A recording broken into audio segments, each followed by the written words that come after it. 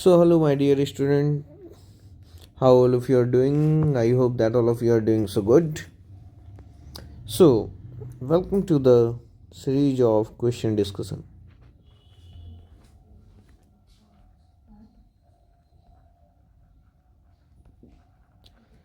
On the topic pair of linear equation into variable, and this is our question number 20. यदि ऐसे दे दे that for which value of k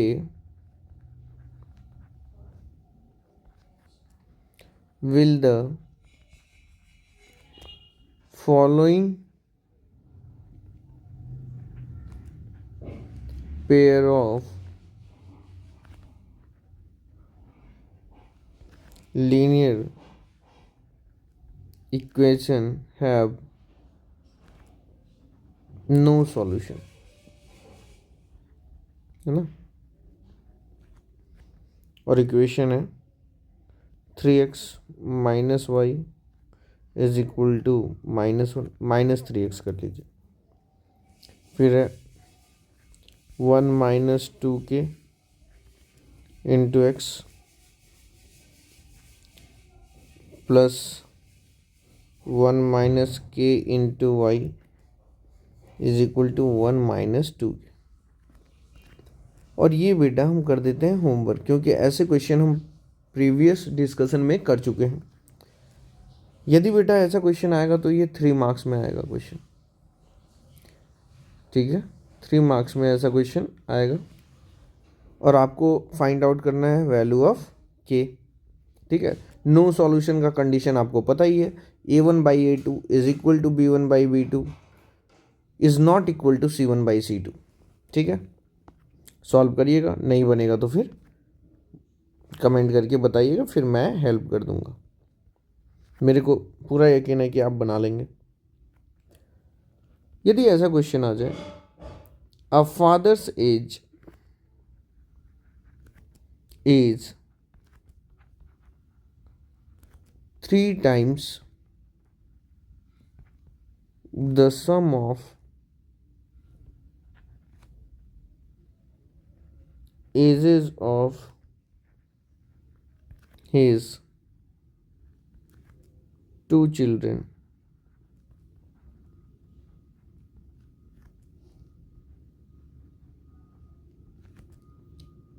after 5 years his age will be 2 times the sum of their ages. Find the present age of the father। जब भी बेटा as based question आएगा, ध्यान रखिएगा, जब भी एज बेस्ड क्वेश्चन आएगा तो आपको क्या करना है, पहले क्वेश्चन 2 बार पढ़ना है, कम से कम देखना है किसकी किसकी एज की बात हो रही है। तो अब फादर्स एज यानी फादर के एज की बात हो रही है, is 3 times the sum of ages of his 2 children, और 2 चिल्ड्रेन की बात हो रही है, ठीक है।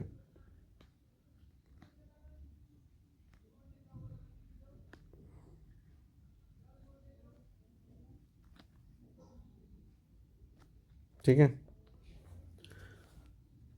तो सबसे पहले प्रेजेंट एज सपोज कर लीजिए। प्रेजेंट एज फादर का एक्स मान लेते हैं और दोनों चाइल्ड का वाई ईयर्स, एक्स ईयर्स, ये प्रेजेंट एज है, ठीक है।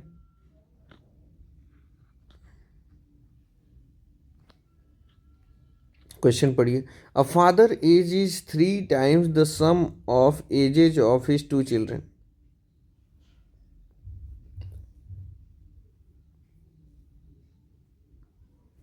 After 5 years his age will be 2 times the sum of their ages. तो सम ऑफ टू चाइल्ड का एज प्रेजेंट एज वाई है ना, आफ्टर 5 years। तो यहाँ लिखेंगे आफ्टर 5 years। जब भी बेटा आफ्टर 5 years की बात हो, है ना, या इसके जगह पे कभी कभी आपको हैंस 5 years, हैंस भी लिखा रह सकता है।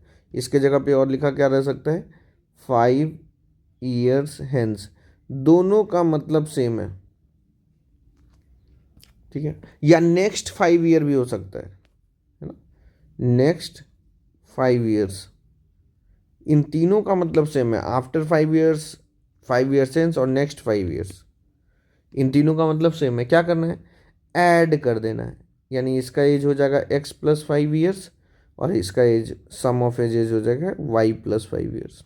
देखिए ध्यान से समझिए, क्वेश्चन क्या है, a father's age is, father age मतलब प्रेजेंट एज की बात हो रही है, तो there for according to question. अब क्वेश्चन के अकॉर्डिंग चलेंगे। फादर एज, इज का मतलब equal to 3 times 3 into the sum of ages of his 2 children. Sum of ages of 2 children कितना है, वाई ईयर्स, यानी वाई। यहाँ पे एज लिख देते हैं, सम ऑफ एजेज ऑफ 2 चिल्ड्रेन। आगे पढ़ते हैं, आफ्टर 5 years, आफ्टर 5 years ये दोनों डेटा मैच करेगा, है ना। After 5 years his age, his का मतलब फादर्स एज, यानी x+5 will be, auxiliary verb आया विल बी, यानी इक्वल टू 2 times, यानी 2 into the sum of their ages, यानी चाइल्ड का एज, यानी y+5। यानी यहां से बन गया सर x=3y, और ये कितना हो गया, इसको थोड़ा सॉल्व कर ले, x+5 = 2y+10।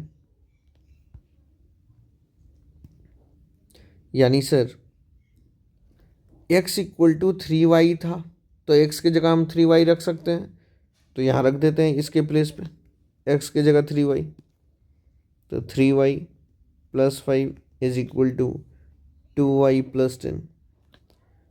3y, 2y को इधर लाते हैं, क्या हो जाएगा, -2y = 10। 5 को इधर ले चलते हैं, -5, यानी y = क्या आ गया, 5। y की वैल्यू आ गई 5 years। यानी sum of ages of the 2 child is 5 years। अब y की वैल्यू 5 है, तो x की वैल्यू कितनी होगी, तो sir 3 × 5। Yes, on putting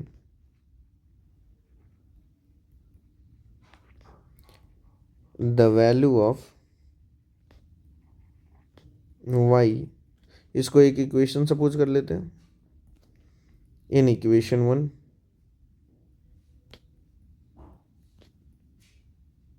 we get, क्या मिला सर, x = 3y था। यस बेटा, तो x = क्या हो गया सर, 3 × y की जगह 5 रख दिया, यानी 15 आ गया सर। यानी x की वैल्यू कितनी आ गई सर, 15 आ गई। तो x क्या था सर, ध्यान से देखिए क्वेश्चन। सर x जो था फादर का परसेंटेज था। क्वेश्चन क्या पूछा गया, find the percentage of father, यानी फादर का, hence the present age of his father is 15 years।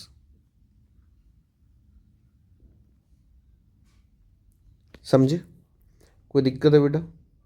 बेटा जब भी एज वाला क्वेश्चन आए, ध्यान रखिएगा, जब भी एज का क्वेश्चन आए तो आपको आइडेंटिफाई करना है कि किस दो आइडेंटिटी की बात हो रही है। यहाँ पे एक तो फादर की बात हो रही थी और एजेज ऑफ 2 चिल्ड्रन की बात हो रही थी, उसके 2 बच्चे की बात हो रही थी।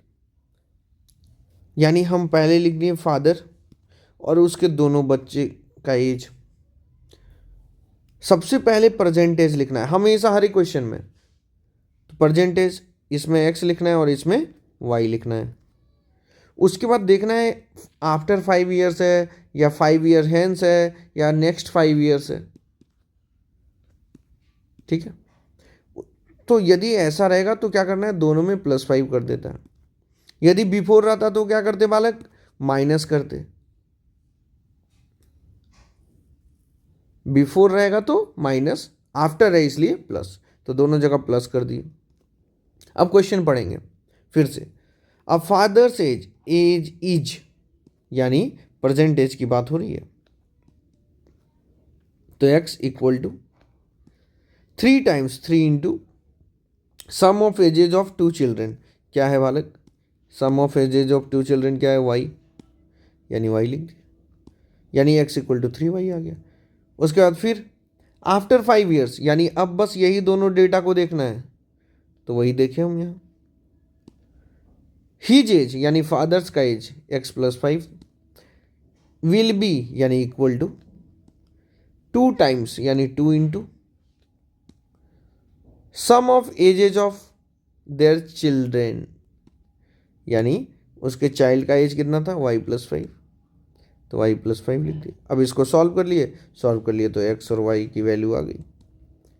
और परसेंटेज ऑफ फादर पूछा था, परसेंटेज फादर का x था, यानी x की value 15।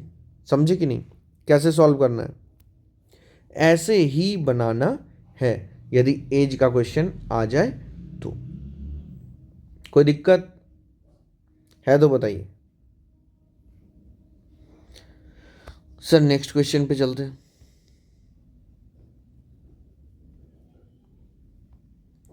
Question number 22।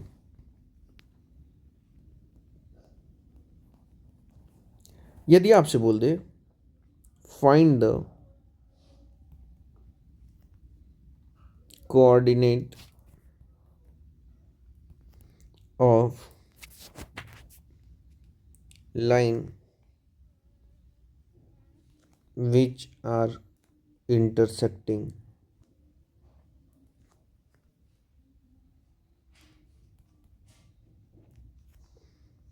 at a point, comma, the lines are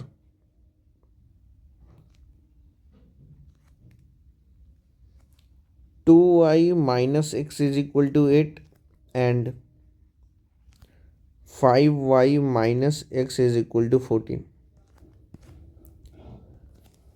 question क्या बोल रहा है कि भैया दो इक्वेशन गिवन है, ये दोनों इंटरसेक्ट कर रहा है, दोनों कुछ ऐसा लाइन की बात हो रही है। यदि ये दोनों इंटरसेक्ट कर रहा है तो इस जो इंटरसेक्टिंग पॉइंट है ये P, इसका कोऑर्डिनेट क्या होगा। कोऑर्डिनेट का मतलब x, y, कोऑर्डिनेट ये होता है, तो x, y की वैल्यू क्या होगी, तो अभी हम जानते हैं सॉल्व करना। तो 2y minus x is equal to 8 है, और दूसरा लिख लेते हैं 5y minus x equal to 14। हम क्या ऑब्जर्व कर रहे हैं कि यार यहाँ x के आगे -1 कुछ नहीं है, तो और यहाँ भी -1 है, यानी सर साइन सेम है और वैल्यू भी। तो जब साइन सेम होता है तो क्या करते हैं, सब्ट्रैक्ट करते हैं। सब्ट्रैक्ट में क्या होता है, साइन चेंज करते हैं, तो ये कैंसिल आउट हो गया। Yes sir. अब ये कितना हो गया, -3y इज इक्वल टू ये कितना हो गया, -6। तो y की वैल्यू कितनी होगी, -6/-3, यानी ये कैंसिल आउट हो गया, y इक्वल टू 2 आ गया। जैसे ही y की वैल्यू 2 आई तो हम पुट कर देंगे किसी भी एक इक्वेशन में। Therefore on putting the value of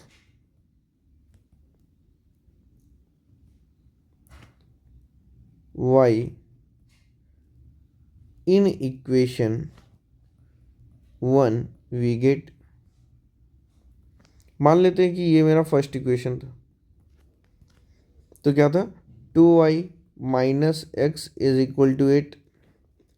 तो y की जगह क्या रख दें, 2 रख देते हैं सर, क्योंकि 2 आया है। Minus x is equal to 8, यानी 4 minus x is equal to 8, यानी minus x equal to 8 minus 4, यानी minus x is equal to 4, यानी x इक्वल टू -4। एक्स की वैल्यू आ गई -4। तो कोऑर्डिनेट क्या हो जाएगा, therefore coordinate of the point will be x comma y, तो एक्स की वैल्यू -4 और वाई की वैल्यू 2, आंसर हो गया। समझे कि नहीं? यदि ऐसा क्वेश्चन आए तो आपको कैसे बनाना है, समझ में आया? ये कौन सा मेथड है, एलिमिनेशन मेथड का यूज किया है। ये सब क्वेश्चन बेटा यदि आएगा तो 3 मार्क्स में ही आएगा, याद रहे, ठीक है? ध्यान से समझिए, ध्यान से बनाना है, कोई हड़बड़ाहट नहीं करना है, आराम से बनाइए, स्टेप वाइज स्टेप बनाइए, जल्दबाजी में गलती नहीं करनी है। इसके पहले वाला भी यदि एज वाला क्वेश्चन आएगा तो कितने मार्क्स में आएगा सर, 3 मार्क्स में आएगा।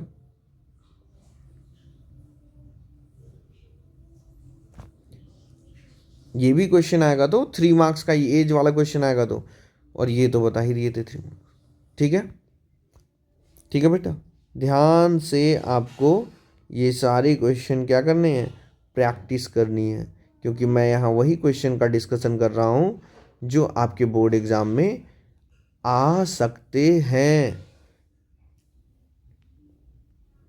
ठीक है, so this was all about today's lecture. So thank you so much, nice to have you all here. We are going to meet in the next session. Till that, bye bye, take care, thank you.